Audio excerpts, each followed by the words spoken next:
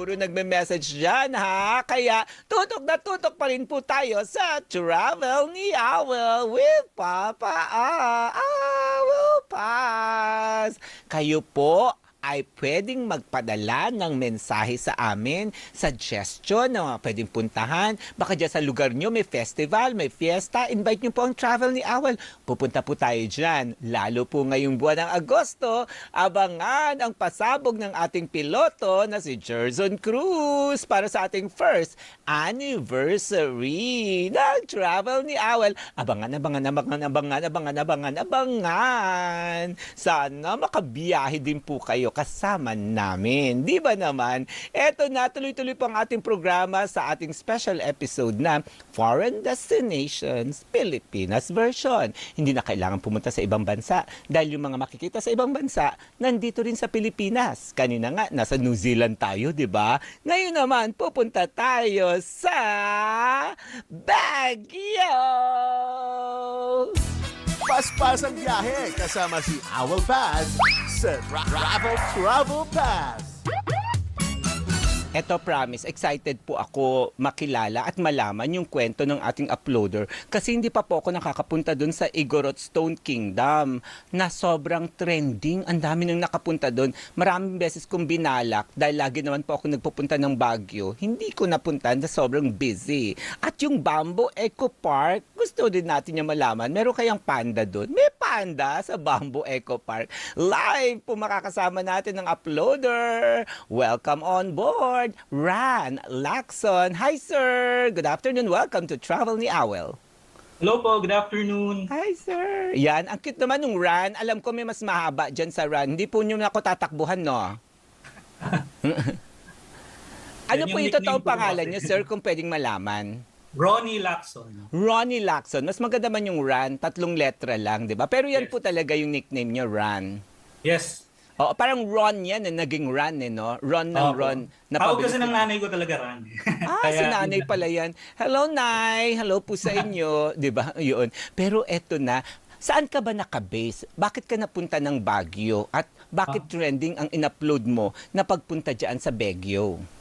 Actually po, located po kami dito sa Clark, Angeles City. And then every week po kasi, we make it a point na mag-travel, lumabas ng province. So napunta po kami dyan sa Baguio. And then other places po na napuntahan namin are yun sa may Aurora, Cagayan, Pangasinan. Pero yan, sa may Igorot Stone Kingdom po yung punta namin. Kasi nga, nag-trending yan, especially nung pandemic. Ang dami nagpo-post yan. Bigla na lang nagkaroon na Igorot Stone Kingdom dyan. Ay, usually, kasi di ba, pupunta kang Baguio, nandiyan sa Burnham Park, di ba? Diyan sa mga, sa Our Lady of Lourdes, sa Grotto, di ba, ganyan. Right. Sa Mines View Park, biglang, may mga bato-bato na dyan. Nung pumunta ka doon, ano yung experience? Na-amaze ka ba talaga? Paakyat daw pababa, nakakapagod. Kwento mo pasyal mo kami virtually, please. Actually po, yan pong Stone Kingdom, located po yan sa may Long Long Road, Baguio. So para siyang, actually castle siya na stone. And then ang daming Instagrammable pictures and areas dyan. And then what good thing about dyan is may maliliit na tunnels na pwede nyo pong pasukin. And then from the top, pag napunta po kayo dyan is overlooking siya talaga. Sobrang ganda ng view. Tapos kung may experience nyo yung fog, talagang yung para siyang castle tapos papasok siya sa fog. Parang ganun yung vibe diyan Kaya nakaka-amaze pumunta. Ang dapat pala, tsempuan mo dapat yung fog para mas complete ang iyong experience. Right. Diba? Tama po. Oo, pero ang ganda talaga pag nagpakuha ka sa taas tapos yung background mo, yung bato-bato, para ka nasa ibang bansa. Ito para kung nasa Europe. Right. Italy, di ba? Yung ganyan. Mamaya na tayo dun sa Bamboo. Pupunta tayo dyan. Pero eto na, ikwento mo nga sa amin, paano naitayo yun? Kasi yung mga kagaya kanina dyan sa Batanes, naitayo yan yung mga bahay na bato by hand. Kinakamay talaga nila yan. Tapos ang pandikit nila dyan, itlog na puti. Ganun yung puti ng itlog. Mayroong kwento ba? May history? Paano napatayo ang parang attraction na yan eh, di ba? Yung Stone Kingdom.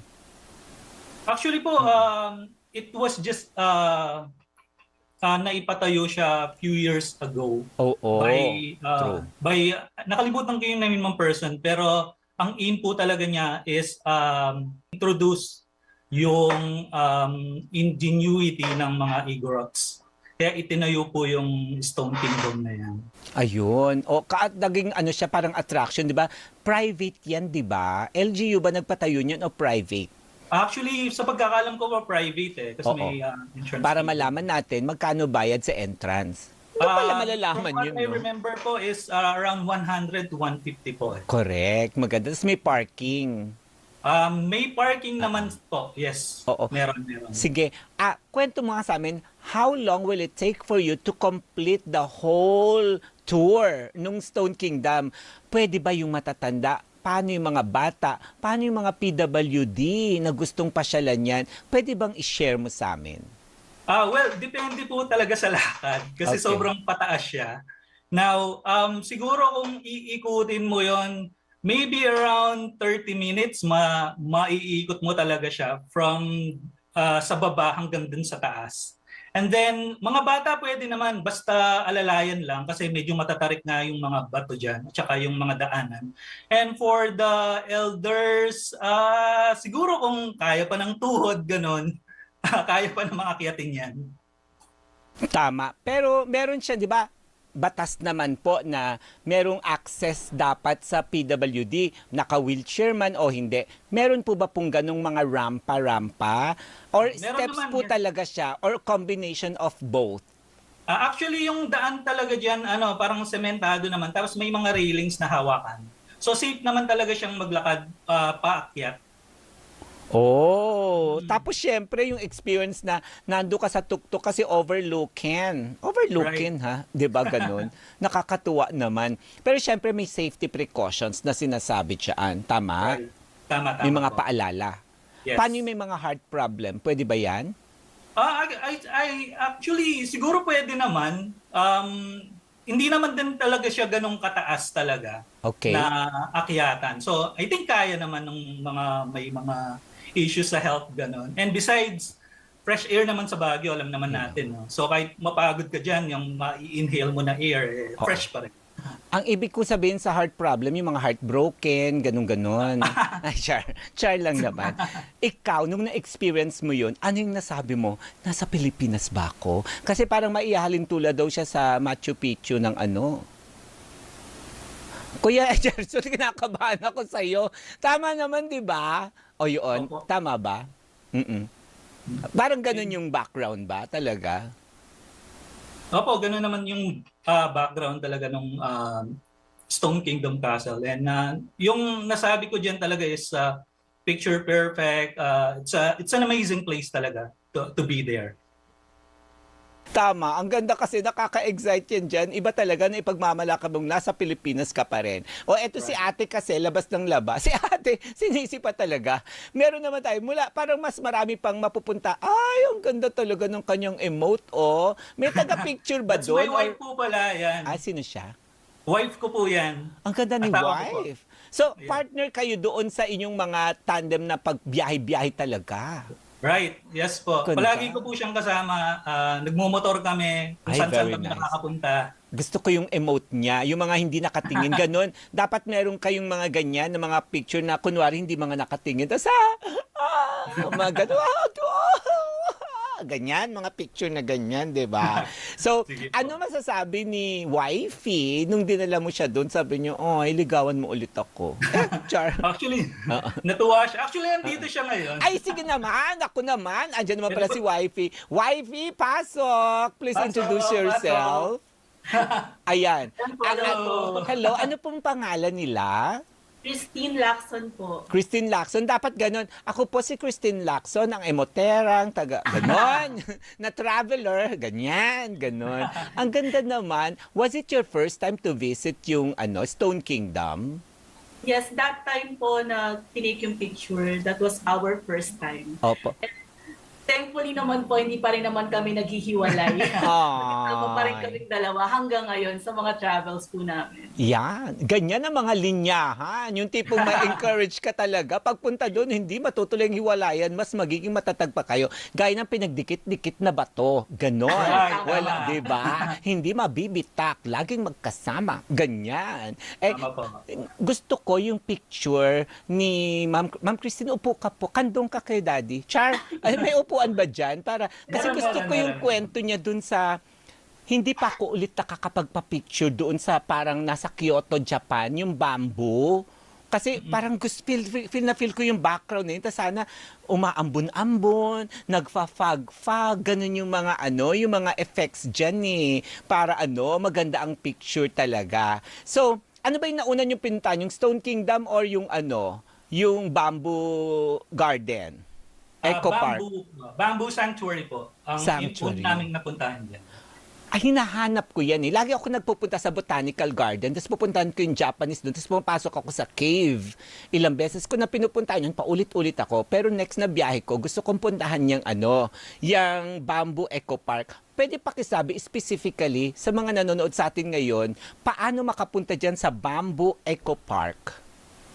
Actually, nasa Google Map siya. Pinadali you just mo have yung trabaho to, namin. Yeah, exact pin siya talaga. Tama. Kumbaga nakapin Bamboo siya. Sanctuary. Yes. Nakapin, pupuntahan mo na lang siya yan doon. Right. May bayad po doon sa Bamboo Sanctuary? Actually, yan donation lang talaga siya. Ay, ganda. Donation lang. Kung magdo-donate ka, minimum 3,000 pesos, gano'n. Minimum. Kaloka. Actually, mas maganda malaki para ma-maintain yung place. Totoo. That's a good point, Ran. I salute you. Kung tayo din naman po magdo-donate, alam mo kasi, para rin tayo nagplant ng puno niyan. Magtanim ka ng puno ngayon, after 20 years, papasalamatan ka ng mga tao na nakapagtayo ka ng puno doon, nakatanim ka, kasi yung shade na ibibigay niya. So yung donation nyo dyan, mas dadami pa ang mga bamboo dyan. Ayan. Right. Ang emoterang Christine, tatanungin ko, ano yung film mo doon nung nandun ka na? Bakit lumabas ng ganun yung ganda ng smile mo? Ganyan. Para po siyang nasa Japan. Yes. May ganun pong bamboo eco park din Yes. sa Japan. Since hindi pa po makapag out of the country, mas Tama. magandang doon muna mag-emote. Tama. Tsaka yung lugar kasi malamig po siya. So kahit pa habang lakaran, uminit man, lumamig, Totoo. maganda pa rin mag-picture. Tsaka maganda pa rin po sa pakiramdam. Tama. Alam mo, parang hinihintay ko na lang na magkaroon ng panda. Diba? Yun na, kulang panda. Maganda na lang. Diba? Parang kumpleto. Tapos makikita mo sa isang lugar, may pumapangas ng bamboo doon na panda at nagpapagulong-gulong na pwede mong i-cuddle. Diba? Ganyan. Opo. Ang tanong, bakit dalawa lang kayo na masyal doon? Wala kayong mga friends na kasama, family? Or gusto nyo talaga yung motor ride lang, bike lang? Yes, kasi po yung namin, yung page namin on two wheels. More on the motorcycle traveling siya. Ayun. And we help somehow yung Philippines to promote yung mga lugar, yung mga tourist spots para at least makilala naman ng mga tao. Tama. Kasi lahat naman tao kasi gusto lumabas na ng Pilipinas eh. Correct. Hindi nila alam na mas maraming pwedeng puntahan sa Pilipinas na magaganda. That answers the question. Kasi may nagtatanong nga dito, sabi niya, Papa, ang sweet naman nila, pero dalawa lang silang bumabiyahe. So eto mga kaserbisyo, take it from Kuya Ran Lacson and Ate Christine Lacson na sobrang emote at saya nung pagpunta nila sa Baguio. Kasi di ba lagi, ayan ang ganda nung camera nila, ang ganda nung pagpan, nung parang naka 360 sila dito. Kitang-kita. Kumbaga, yung pagpasyal natin kasama si Kuya Ran, parang nakaangkas tayo sa kanya on two wheels. Di ba? Ang bongga naman. So, Tama po. Kuya Ran and Ate Christine, ano yung preparation na ginagawa ninyo pag on two wheels na po kayo? Magbigay po kayo ng tip kasi baka maisip din yan, ay, pwede rin palang date at bonding na rin yan ng mag-boyfriend, mag-asawa, ma-enjoy. Yun. Ano pong masishare ninyong tip para mas bongga po ang ride? First of all kasi pag sa motorcycle riding kasi kailangan lalo na maglo-long ride kayo, make sure na properly rested kayo. Para at least yung katawan nyo ready sa long drive. Tapos ang pinaka-importante diyan yung mga safety gears. So kailangan pag magmumotor kayo, complete gear, helmets, mga jackets para in case na, wag naman sana, if in case na tumumba, safe pa rin kayo. And then the third one is the motorcycle itself. Yes. Make sure naka-condition yan para Oo. enjoyable yung ride. Kasi pangit naman kung magta-travel ka, tapos biglang masisiraan, di ba? Kaya kailangan talaga you and the motorcycle are prepared. Oo. Tsaka ang pansin ko doon, si Kuya Ran ang nagda-drive, parang hindi magtatangka na awayin ka ni Mrs. Kasi hawak, sige, iya-humps kita. Sige, di ba? Siyempre, kumbaga, kumapit ka lang dyan, hawak ko ang buhay mo, Christine, wag mo akong aawayin. Ako masusunod Hindi naman ngayon. po. Ganon, Ako di po ba? kasi yung nagna-navigate. Bale, meron po kasi kaming parang communicator. Okay. And ako po yung nagsasabi kung kakaliwa, kakanan. Galing. So sa akin pa rin po siya nakadepende kung Oh, makakarating very nice. sa destination. Tama.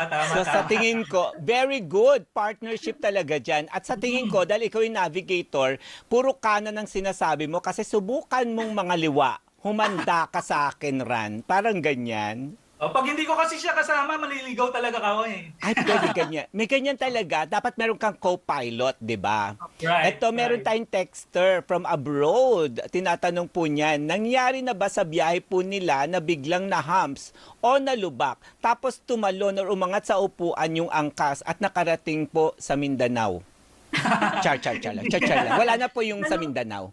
Meron na po ba Nalulubak experience na naman po gano'n? Minsan, lalo na pag madilim. Pero dahil po kapit naman po ako sa kanya, hindi naman po ako maabot ng Mindanao. Lumalanding pa rin naman po ako sa motor pa rin naman po. Ay, taray. Ang ganda. Wee! May pag ganun, di ba? And that makes the ride more exciting. Yes, Oo. tama po. Sa tingin ko, Ate Christine, sinasadya yan ni Kuya Ran para mas yakapin mo siya at yakapin. Ganon. Tama. Paano pag nagutom ang rider ng on two wheels? Ano yung mga preferred na pagkain nyo? Lalo specifical dun sa Baguio, baka meron kayong mga recommendations na hindi pa, mga new finds, yung mga ganon. Actually, yung madalas namin kinakainan dyan pizza talaga kasi pizza lover kami. So Oh. pwede kayo pumunta sa, ano mo na uli ng pizza? Pizza Volante. Pizza Volante, yan. Yun. Pizza Volante. Along ano yan eh, Malapit sa yung rotonda sa Mines View. Mines View, Ay, yan. hindi Mines View sa ano, yung isa. Tama, sa Mines View yun. Sa Mines View. Right. Yun, Wow. recommended talaga. Sobrang masarap ang mga foods dyan. Wow, naku, natutuwa yung sa kwento nyo, yung nanonood sa atin na si Tita Babes Surado. Kasi si Tita Babes, ano yan, chef, pati yung anak niya chef. Sabi niya, uy, matry nga din yan, di ba? Yun. Ay, pero natikman nyo ba yung Yan po, pizza? yan Ay, ang po. sarap ng pizza. Yan po Pengi pala. naman. Ba't kayo nagbanggit ng pizza? Nagugutom tuloy ako. Kanginig ng laman. Na-try nyo na ba ang pizza na ang topping ay pinakbet? Ayun ba? Hindi pa po. Subukan nyo. Pinakbet pizza, ang sarap. Kaloka, 'di ba ganyan? So, Right. eto na, advice nyo po ba pag pinasyalan nyo yung Igorot, Stone Kingdom, tsaka yung Bamboo Eco Park or Sanctuary, mag-overnight or kaya na yan ng overday? Overday? Actually, kaya naman ng ano yan, isang ikutan lang. Oo. Hindi mo naman kailangan mag-overnight talaga.